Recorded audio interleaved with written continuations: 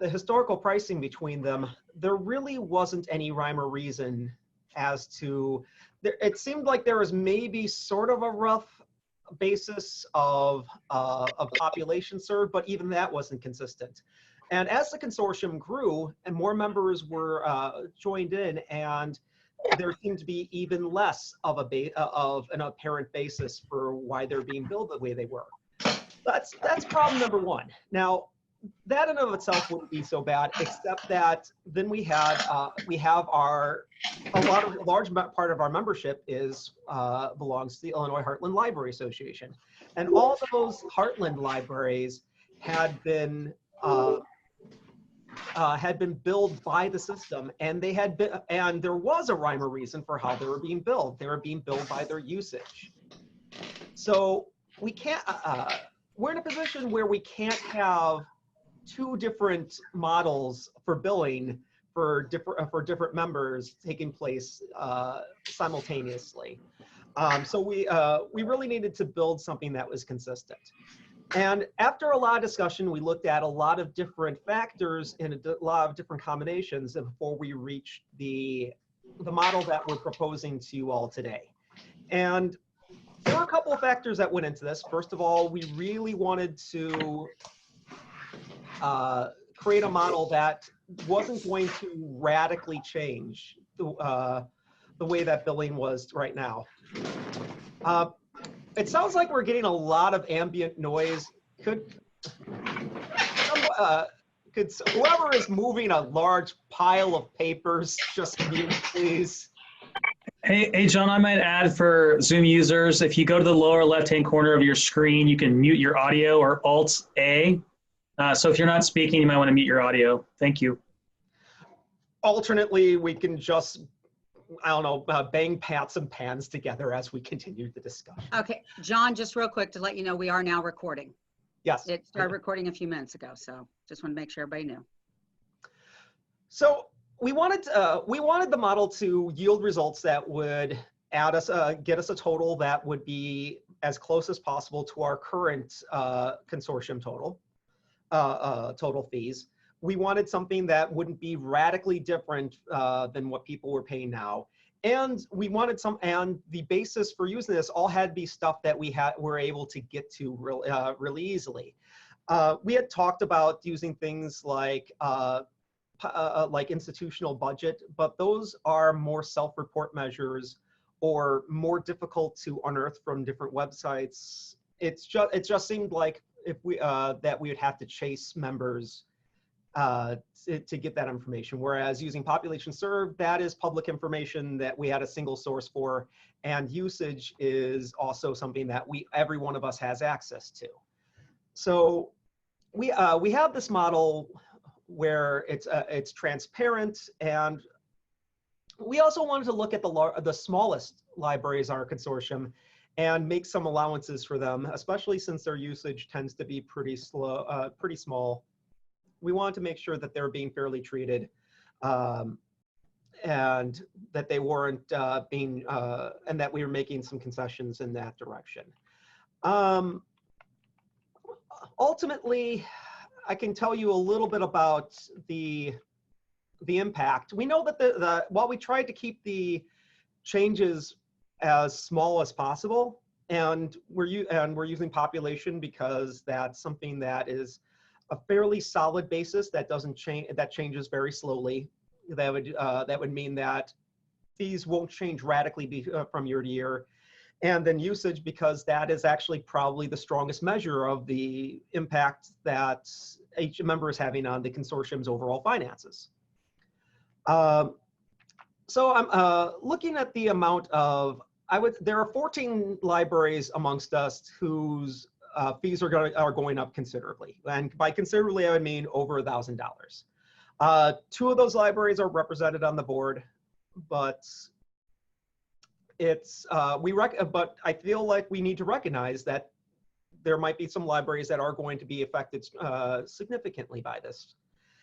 Ultimately, we want something that's going to be fair for everybody. We want something that's going to work well for the group as a whole. But we really want to get this model right. And that's one of the reasons we're having this meeting right now, because we want to hear from all of you. We want to hear if there's some, if this, the ways in which this is going to work and the ways in which this, we foresee this may not work, because it's really important that we embark upon, that we adopt a model that's going to be sustainable and would give us a basis if we ever do need to raise fees for everybody, would at least give us a starting point to move from. So I guess I'll stop blabbering right now and open up the floor for questions or comments. So I would just like to reiterate as well that the model that we're proposing does keep everyone's, does keep our wait, never mind. It's just it keeps us in the same, our budget kind of at the same level that it currently is. Also recognizing that recent changes to, the increase in metered titles, certainly the embargo on Macmillan titles may impact our collection development buying power over the course of the next year as well. So we do recognize that those are questions we all have about the financial impact of some of the decisions that publishers are making, that Overdrive has made in terms of the automatic checkouts of materials and that kind of thing. So we're trying to get answers to those questions. But right now what we're looking at is a budgeting mechanism that gives us about the same amount of money to spend on collections as we are right now. John, there was a question in the chat from Catherine Limmer to explain the Advantage title impact. So when we're talking about usage, we're looking at only usage of consortial items. The only the ones that are bought with our shared monies. And we're not looking at, so for each individual library, what you your usage of Advantage titles that you buy individually as an institution isn't going to impact that. That we've eliminated that as a factor there. But I will say that because most of our circulation has to do with popular titles, usually the more that a library tends to put into their Advantage budget, I would imagine that might drive your consortial usage down a little bit. Does that answer, Catherine, was that kind of answering what you were looking for? Yeah, that's great. Yeah, that answered it. Thank you. Sure.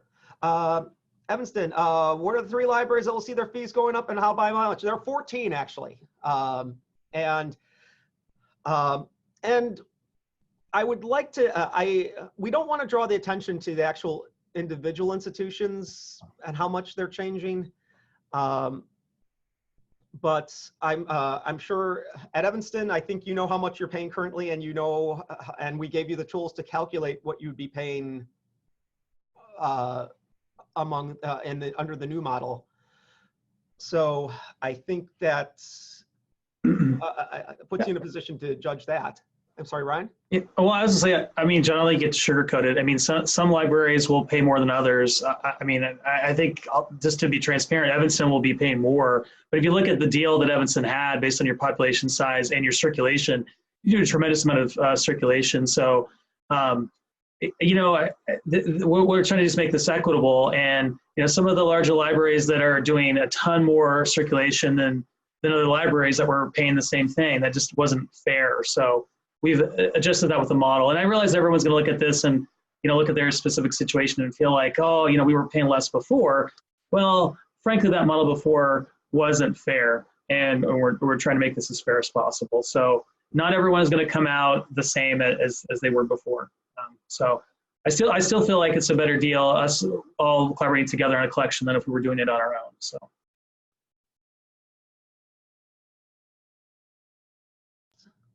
Sorry, Kim asked if by using circulation numbers, doesn't it discourage us from promoting using the platform?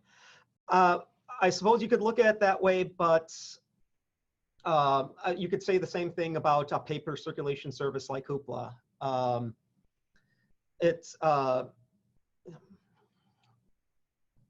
don't see it as necessarily discouraging it, but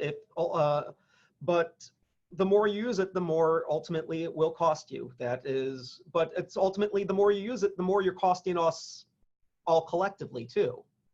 So we're just trying to kind of make sure, see that responsibility for those increases are reflected by the users rather than the whole. Does that? And I guess I would just chime in to say that, you know, I've looked at my own circulation numbers and I do a lot to promote the service, but it's not growing by leaps and bounds. I mean, I'm seeing, you know, some small increases, but ebooks have been around for a while. So I don't think, you know, anybody should be too, I know it's easy to kind of worry about that, but I don't think if you look at your historic use and you kind of see, is it a gradual increase? It's going to be a gradual increase the same. And it is just one part of the overall formula. Frank Murray asked if, as circulation continues to rise, the cost will too. Have we considered a cap? That isn't something we've talked about yet. I feel like if our circulation goes out of control, we might, if fees for us all start to be impacted by it. But I think where we're going to see circulation, a rise in circulation, is where I think in those advantage libraries, and I think that's where most of us are going to wind up being paying more as the years go on. So I'm not sure if that's going to really keep consortial costs rising, though. Kim from Prospect Heights asked about Advantage collection. We have talked about Advantage Plus, but I think the board's discussions so far, we've been leaning away from any discount based on that, because it's really kind of impossible to determine the positive impact that sharing can have in a way that we can quantify. As John said, it's really difficult to, this is related to one of the things that Overdrive has suggested that we also participate in that we've not taken advantage of in the past is sharing our Advantage collections for those of us that purchase or that are participating in Advantage Plus. That is not turned on yet, Kim. We wanted to get through this process and didn't want to, wanted to make sure that we were thinking it through and thinking through all the implications, which we didn't do as much due diligence with the whole list. So again, my apologies about that. So we want to make sure that we're considering all the implications before we make any recommendations to the members. But as John said, it's really one of the reasons we wanted to put a billing model in place was so that people could relatively easily figure out what their costs are. And factoring in the Advantage titles is really difficult, and not only for, I think, individual libraries to figure, but also for us as a board. And then it also, it will have a direct impact on the number of dollars that we had to purchase additional material for the entire consortium. So that's kind of, you know, the reasons that we're leaning away from providing that kind of discount at this particular point in time. Exactly. If we give discounts, that the impact it has is it reduces overall purchasing power, and I don't think we want to see that at this time.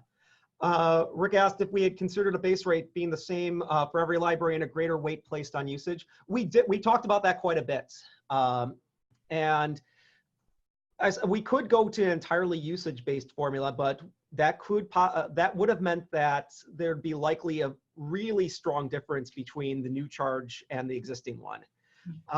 And those charges and those fees might change more substantially year to year. The reason that we put population in there and we weighed it so heavily is to keep that sort of basis for what libraries are being charged as predictable as possible. So that while usage will change from year to year, it's not going to change. If it's being at the level at which it's being weighted, it's not going to prevent administrators from being able to properly budget for this. So yeah, that's what we're looking at is something that was really predictable. Yeah, and just to add, so I was in the Minuteman Library Network before in Massachusetts, before I came to Illinois about 5 years ago. And at Minuteman, that's the model they use. They divide the platform fee evenly between all 42 Minuteman libraries. At least that's the number when I was there.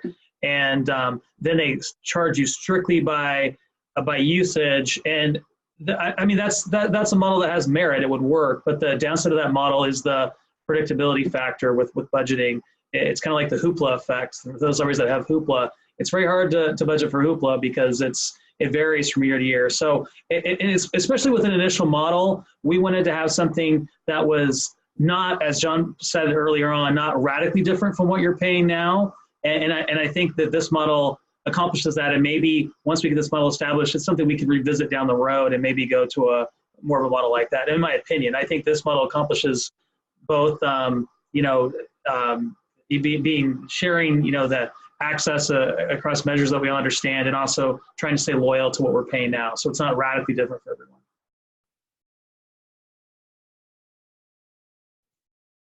So we have a couple of questions that I think that the board may want to address. Mick asked about flattening out the increase between population levels, indicating that from 39,999 people in your community to 40,000 raises the flat fee by quite a bit. That is actually something that we're discussing if we have to make some adjustments to that jump. So we are taking a look at that as well. As Michelle from Cherry Valley asked about using unique users rather than service population. We haven't figured out the numbers of that. Unique users can vary pretty. That's another very extremely variable number that can change from month to month. So again, it's not a stable number like population. So I wouldn't say that's in terms of the population bumps. In terms of the population brackets, what we tried to what we did is that we looked at how each of those where the natural gaps in population fell within our members, and tried to use that as often as possible. But sometimes, but in some cases, we had libraries that are really, really close together. And 40,000 just in terms of library size seemed like a pretty, especially when I compared the calculations to that versus other ones, it made it easier to keep the fees closer to what they're being currently assessed at. Would we consider looking at a library's collection budget like Rails Access 360 does? We did talk about that. That's a hard number to get hold of for more than 100 libraries. That's again, when I was talking about measures that are publicly accessible, that's not something where we have a consistent source for, at least not currently. So it seems that would require us doing a lot more hunting for that number. Yeah, unique users change regularly.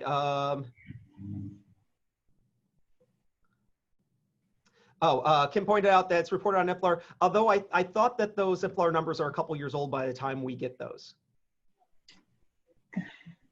Can anyone speak to that?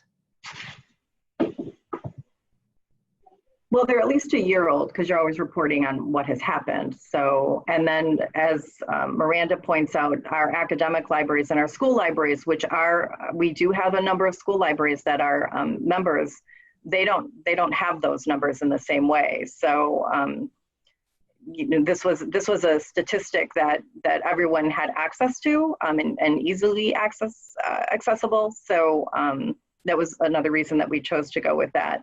And keeping in mind too that we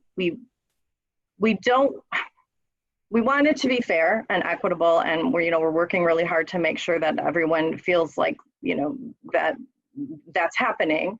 But also we're trying to create a model that will continue to financially support the consortium. And some of the suggestions we've looked at those, and part of the problem is that reporting smaller numbers means smaller dollars. And I think, one of the great things about the consortium is that we are able to purchase so much because we are a large consortium, and it's great to be able to put the dollars into the collection in that way. So, keep in mind that that's part of this as well, is that, making sure that we remain financially viable going forward.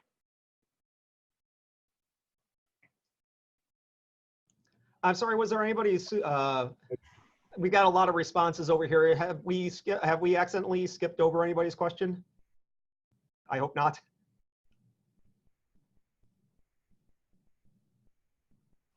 I think the other thing is that, you know, this isn't necessarily written in stone. You know, we'd like to get this in place just so that we can move forward for the 2021 year.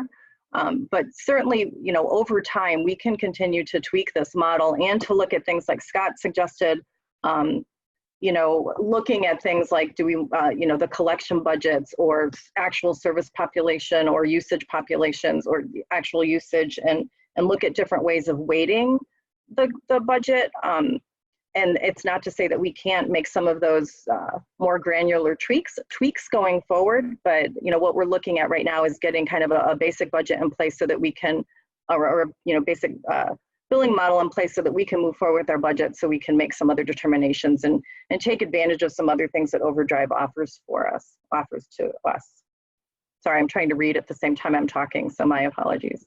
Well, and part of the thing of asking if we can get the numbers from the state is, remember, we're not officially connected to the state library. So sometimes getting those numbers, we have to wait for them to be published by the research group that takes the information from IPLAR and compiles it. So we're always working from the back. It's not like we can just call the state and say, we'd like these numbers for what we're getting. And to be blunt, we have a hard enough time getting everybody to do the surveys or to vote when we've had to vote, trying to get everyone to respond with their collection numbers or their budget numbers. We'd be hunting people down. So just, you know, that's the only thing I want to say in response to those things. It's kind of hard. We even trying to get the numbers that we got so far to work from. We had to go to a couple of different places.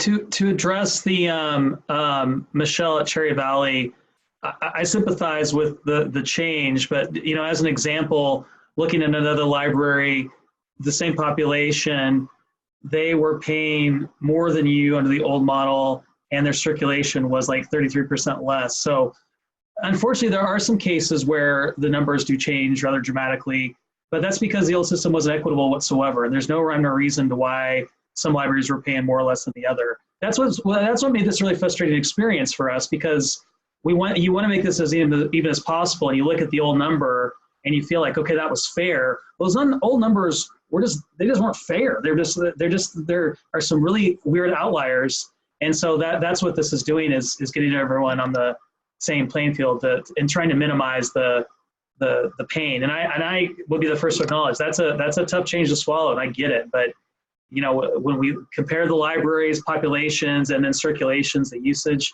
you know, you can look at it this way: you were getting a tremendous deal before, and it's just unfortunate to say that, but that's just the truth when you look at the data, and that's unfortunate. I'm sorry for that, but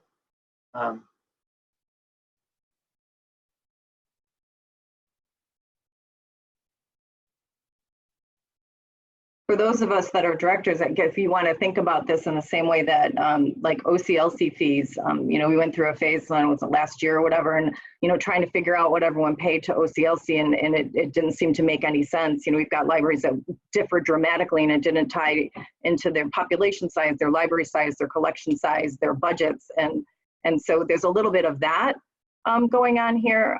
You know, we do think that at one point NSLS probably did have some kind of formula that was used, but quite frankly, when libraries first took over that, they did, at least what they have reported to us when we made the transition, excuse me, they were not given that information and never made any changes to the formula at all, and basically just tacked on a percentage increase based on either, you know, if Overdrive's fees were going up, or if there were, you know, other fees that libraries first had to pay in some way. So this is the first time that these billing models have been looked at in over a decade. And so, you know, as Ryan said, probably some of you have been getting a great deal for the last 10 to 15 years.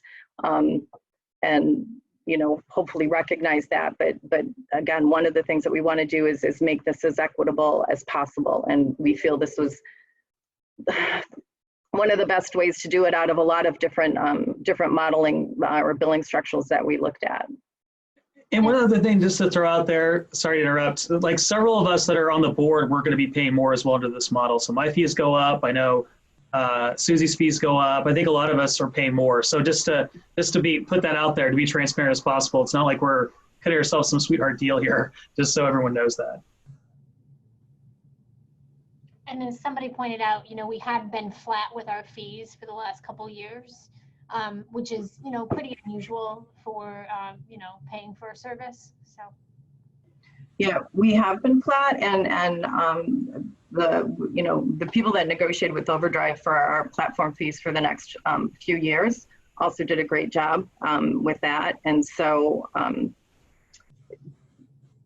think that while I'm on the board, I think that overall the board is to be commended for the work that they've done. I mean, I'm the chair, but certainly, the people that worked with Overdrive did a lot of great work. John has done a lot of great work, and our goal is to really make this fair. Catherine had suggested that we call the question and take a vote. I want to make sure that we answer everyone's questions. If people are I don't know that we have a quorum to vote in this forum, Catherine. So what we would do is take an online vote, as we've done with the other questions. And then, so we'll kind of call a vote to see if people want to move forward with calling a vote. I guess we can do that, or get people's sense about that. Evanston asked when the payment model would be effective. That would be with the 2020 to 2021 service year. So that'd be the bills that Rails would be sending out in June to be paid by the beginning, be paid in July. And that would be, that first year is when we're looking at basically making the change incremental. And I know Michelle from Cherry Valley had asked about increasing in over a longer period.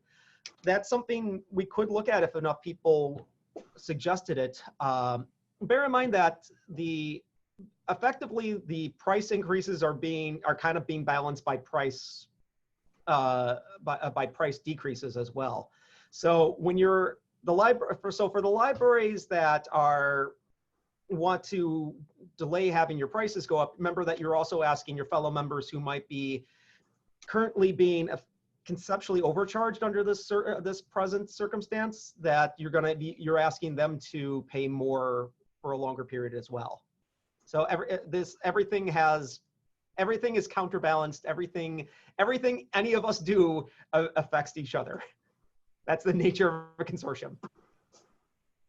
So Michelle, I see your question about if Cherry Valley were to drop out, what would that be due to the fees for the remaining libraries? We could figure that out if we had to. We're really committed to keeping everyone in the consortium, though. And so, I will say, while we think we're proposing a pretty fair and equitable model, if you have big concerns about your costs, and a couple of you have shared them here, contact the board, and we can discuss that. We don't want to just give everyone a discount or whatever, but one of the great things about the consortium is it's big. It's the biggest consortium that Overdrive has in Illinois, and it really does give us some power. So we definitely want to keep the libraries in here. So if you are really, really concerned about your costs and think that you might be dropping out because of that, I would hope that you would reach out to us before that happens. We'd certainly want to hear your concerns, but we also don't want to suggest that member fees can be negotiated individually. Right, exactly. But Scott had suggested that if people don't report their information, that we turn off their access. That's actually kind of a laborious process for us to remove somebody from the consortium, especially if we plan to reinstate them. Unfortunately, it's not. You can't flip a switch. Right. Yeah. I see what you're getting at, but it's not the most feasible of our options. I will say, people have been, really good. I don't think we've got any libraries that haven't paid or anything like that. It is in the IGA, I think it's the IGA, that if you don't pay within a certain amount of time, but my sense is that most people want to stay in the consortium. It's been a great consortium, and it provides our patrons with a lot of, access to collections that they might not have had access to before. So. Right. I actually want to thank everybody for most of our member fees were submitted in the first 6 weeks, and everybody, even though we were going through this new billing process, this new billing source with Rails, the overwhelming balance of the consortium's fees we received in very timely fashion. So thank you everybody for all the other members who submitted that.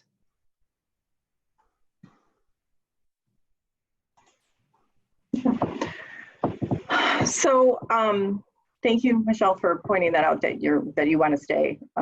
So we're happy to hear that. And you know, we're also we can add other libraries. There is an Illinois Heartland Library System Day that some of our Heartland libraries may be attending.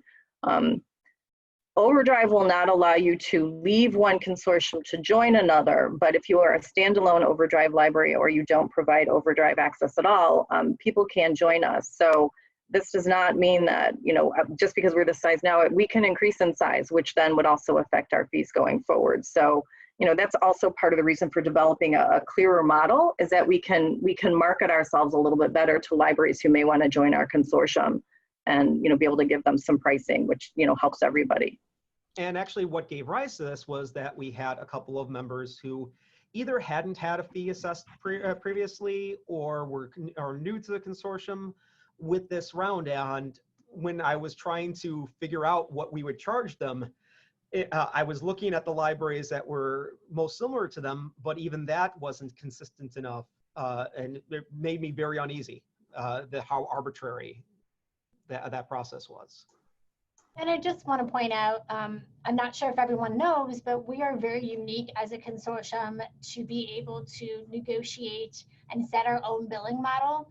Typically consortiums of our size or consortiums that are just starting, Overdrive determines what you're paying. You know, it's a very structured, they're doing it, there's no wiggle room, there's no discussion, there's no forum. And members of the board, and myself included, we went to Overdrive and we fought to keep this model the way it is, and we're essentially got grandfathered in. This is not something they're offering anymore, you know, for us to be able to determine, you know, how each library is billing. We are doing the billing ourselves, but I think that is kind of a unique thing. And if you did leave and join another consortium, most of them are, you'll be billed through Overdrive, and, you know, they can hit you with a fee every time they want to. It's really kind of up to them. So, you know, I do think that this is kind of a really great opportunity to have this discussion and answer questions, because working with a consortium, they won't necessarily do that. And our platform fees with Overdrive are comparatively very, very low. They've been very cooperative with us on that front in our negotiations with them. So if you look at our platform fee as a group is $18,000. And for a consortium our size, that's actually pretty low, and that has not increased in quite a while.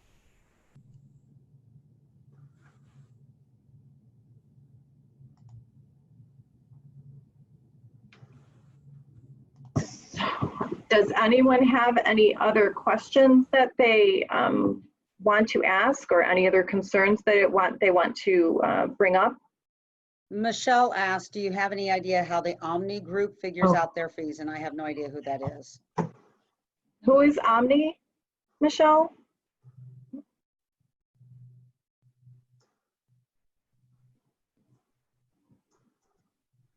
Is she here? Is she still on? I'm assuming she's still on. Oh, it's an Overdrive in your area. Oh. Obviously, we don't know how they determine their fees. We can certainly find out, or I would think that they would let you know. That's, oh, okay. Well, you know, as Susie said, the way that Overdrive does, depending on when the group was formed, the fees are probably determined by Overdrive. When we transitioned, Overdrive wanted to have us, basically we would be under the umbrella of the ECC, Digital Library of Illinois, but that Overdrive would bill the libraries. And so, however Overdrive determines fees is probably some combination of usage and population size and budget, I would imagine as well. I do think, kind of anecdotally, or think anecdotally. Anecdotally, from what we've heard is that the libraries who are billed that way through the kind of overdrive model, a lot of them are paying more than our libraries because they're not able to spread out the fees in quite the same manner that our consortium is. But we can certainly look into how Omni's doing it for background information as well. Scott, to answer your question, if they are standalone, they are able to join us. They just can't leave another consortium to join our consortium. But if they're standalone, Overdrive has said that they can join us. And I just want to add to speaking to Michelle from Cherry Valley, you are one of the libraries that is going to be experiencing an increase because of this, and I don't hope we're not coming off unsympathetic to that, because we're all working with our own budgets as well. I just unfortunately, if we're going to have a consistent billing model, there is no consistent billing model that we can adopt that isn't going to mean changes for many of our members. This is the kind of the closest we could get to something that would be fair, but would minimize the degree of change. But I'm incredibly sympathetic to those libraries that are experiencing increases.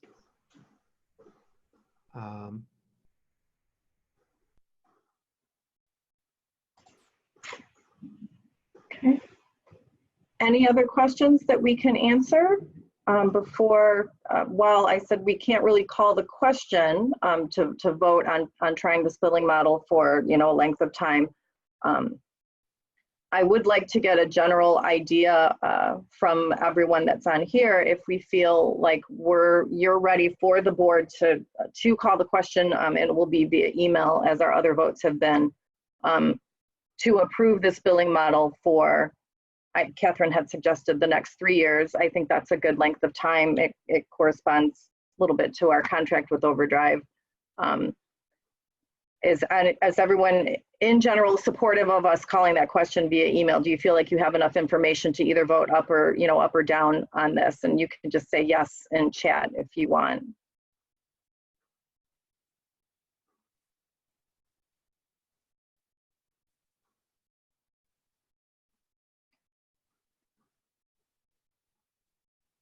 I'm just reading I would it. like to thank everyone for their compliments to the board. It has been travail to work through some of these numbers, and we hope that we are doing our best to represent all of you.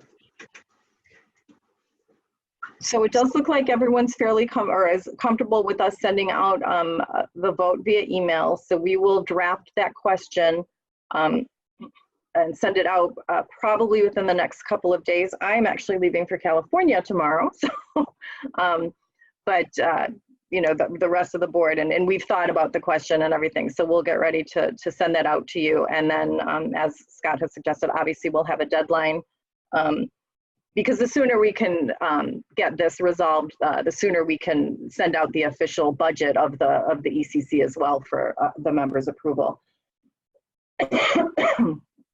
So I did also want to reiterate that we've kept track of all of your other questions regarding things like the holds and the impact of the automatic checkouts and some of those things. For those of you that might not be aware, right now the automatic checkout is the default setting for Overdrive, so that we'll start to see some of the impact on that, on our whether or not our collections are being used. Like, people are checking things out, but they're never opening either the audiobook or the ebook. And then, so patrons can individually opt out of that, but as of right now, there's not a way to have opt in being the default. Right now, opt out it's automatically on unless you opt out. So we have asked Overdrive to fix that, because we do think that will start to impact some of our hold queues and that kind of thing. So continue to send those questions about everything other than billing, and we'll try to make sure that we get answers to those over the next few weeks.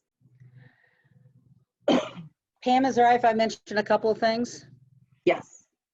Okay, two things. Somebody had posted to the list about the new Mac OS that came out this month. If you go out to the Overdrive help, if you have patrons questioning that, if you go out to the Overdrive help and look, it talks about the fact that the Mac OS does not currently work with the audiobooks.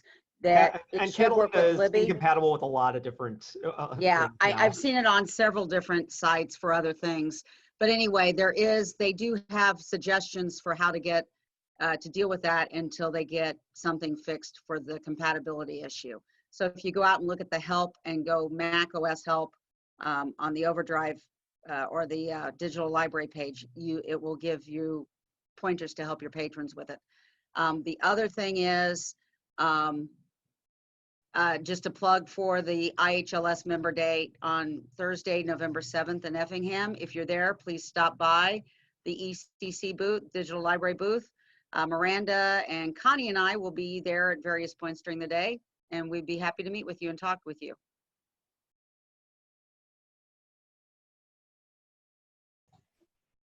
Okay, so I've been looking at the chat, and if you joined after after the meeting started, I did ask everyone to kind of sign in and tell me what library you were from. So if you haven't already done that, please do so that we can make sure that we've got an accurate roll call, or as accurate as we can get with 53 or so of us in this meeting. And then, so our next steps, if there's no other questions or comments regarding the billing model, our next steps are, as I mentioned, to send out the vote. That will happen within the next couple of days, and we'll probably ask for your response relatively quickly. So we haven't determined that. The board is gonna meet real fast and make some determinations about that. So that will be, watch for that email and make sure that you do vote.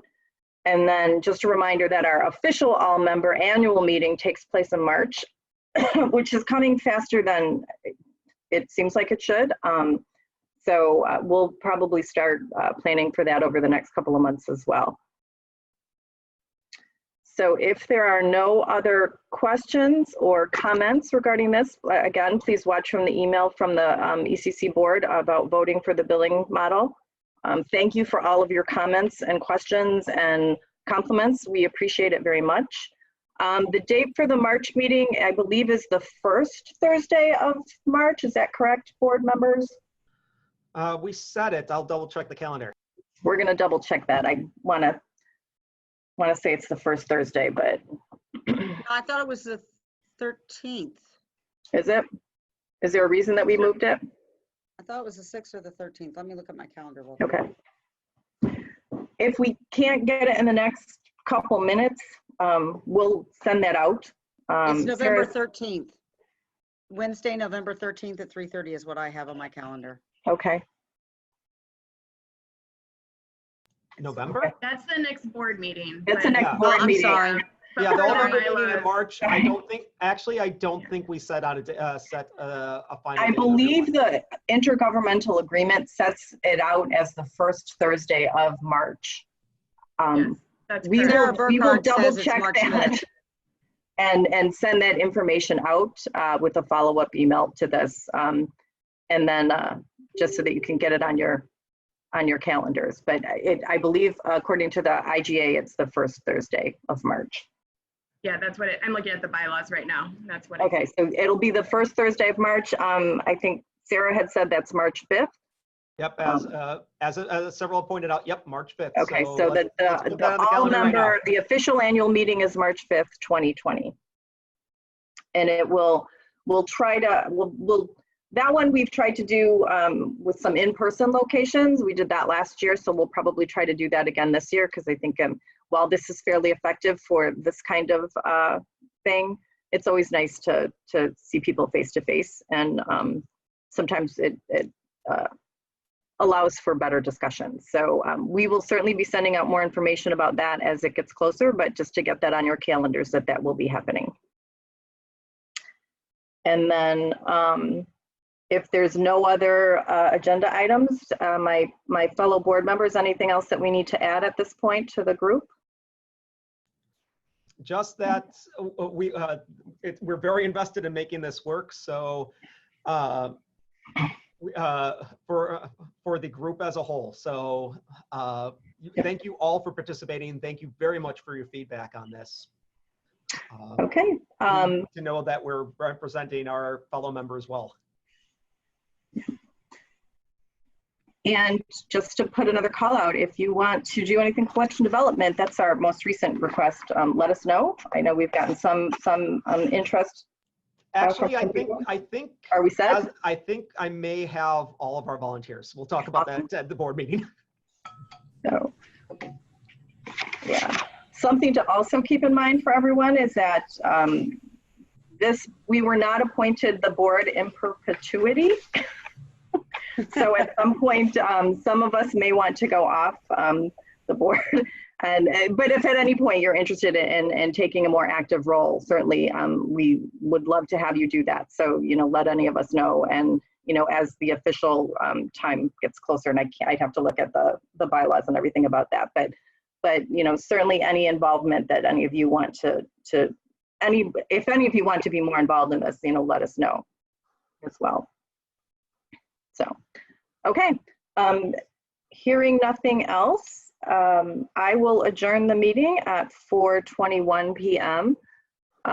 Thank you again, everyone. As I said, look forward to the email from the ECC board with the voting on the billing model. And let us know if there's other questions or concerns you have about anything else with the service. Thanks, everyone. Board members, Susie sent out a link for a follow-up meeting. Okay, so we can adjourn from, okay, so we can adjourn from this. And then click on Yeah. Okay, Sarah, so I guess you can end recording. Bye. Bye, everyone. Thanks again Thank you, for everybody.